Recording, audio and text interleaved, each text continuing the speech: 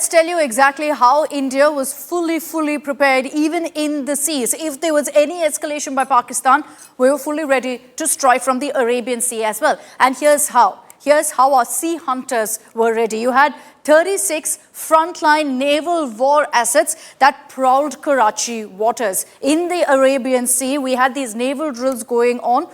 That was essentially an excuse to have all of our naval assets right there, very close to Karachi. And leading essentially was the INS Vikrant, which had the BrahMos missiles also already ready to be fired if needed. There were 6 Indian submarines also in stealth underwater in the Arabian Sea. So imagine this, imagine how intimidating that is, that you have the INS Vikrant and then you have 6 Indian submarines all in stealth mode. The INS Vikrant-led carrier battle group put Pakistan clearly on the back foot. INS Vikrant is really a game changer for the Indian Navy, and Pakistan has nothing that can actually counter the INS Vikrant. The Navy deployed destroyers that were equipped with the BrahMos missile, and all of this, of course, is also about messaging, sending out a message that we're fully ready. You want to keep escalating? We're ready also in the seas. Then you have also the fact that torpedoes, the Varunastra torpedoes, stealth frigates, all deployed. And this is what we meant when we said that there was clear full deployment in the seas to ensure that any sort of misadventure by Pakistan would ensure there's a response. This was the biggest operational deployment outside of peacetime. And so Pakistan, because of the kind of deployment that we did, and this is why the Navy said that if we step in, this is where essentially the conflict will come to an end. Pakistan, therefore, was forced to ground its jets, not resort to any more provocations, any more attempts to strike India. And because of the same, also requested for a ceasefire. Now, because of our deployment close to Karachi in the Arabian Sea, Pakistan struggled economically as well. And why is that? Because global ships were rerouted. None of them wanted to enter into these risky waters where there seemed to be a chance of a conflict. So the Karachi zone was completely skipped, boycotted, if you will. And you can only imagine the impact that had on Pakistan, on their already cash-strapped economy.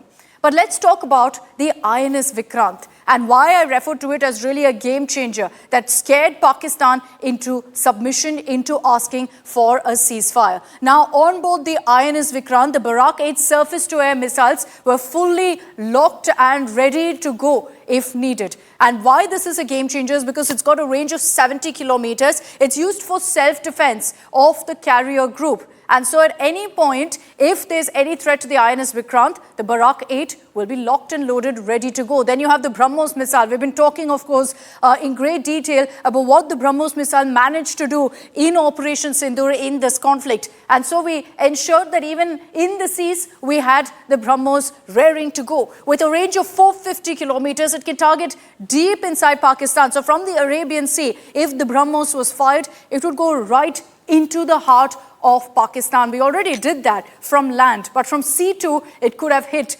any part of Pakistan that we wanted. INS Vikrant also is the MiG-29K fighters. And look at the range of the MiG-29K fighters, 850 kilometers. So it can strike anywhere at will in Pakistan. So it's these 3 combined together that gave Pakistan an absolute fright, which is why they couldn't afford to take any more chances as INS Vikrant edged closer and closer to Karachi.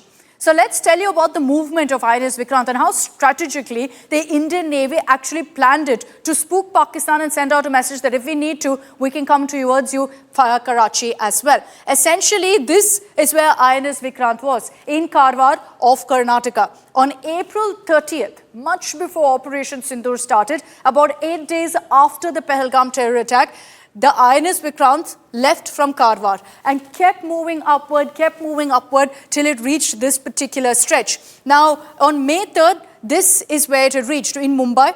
And then this is the tracker that we have here for you, moved closer and closer. And finally, on May 5th, this is where the INS Vikrant was stationed. But didn't stop there. INS Vikrant kept moving almost as if to tease Pakistan, saying you never know where we're going to be. By May 9th, the warship had come right here. This here is Karachi. So this is the Pakistani coastline, Arabian Sea here, and you had naval exercises being conducted in this very stretch. Now with the INS Vikrant here, close enough to Karachi, about 300 to 400 nautical miles. There were two deterrents. One, of course, that you're scaring Pakistan, that if we go any closer, we can strike with the barrage of missiles that I referred to, the BrahMos, the MiG-29K fighters, the Barak missiles. But the other messaging here, with this entire area essentially covered by the INS Vikrant and, of course, all the other deployments that we referred to, for any global ship to move up here, impossible. So all of them were rerouted, and what that effectively meant is that Pakistan's coast there was completely clear. The Karachi port wasn't getting any business either. So extremely strategic, important move there that our forces ensured, that the Navy ensured. So kept moving back and forth. May 10th is when the INS Vikrant moved back to Mumbai. It was stationed in Mumbai. So right now, as far as we know, our sources suggest this is where the INS Vikrant is. But important to highlight that this is a standby position. If Pakistan resorts to any misadventure, we go right back and even closer if we need to. If you like the video, do like, comment, share and subscribe.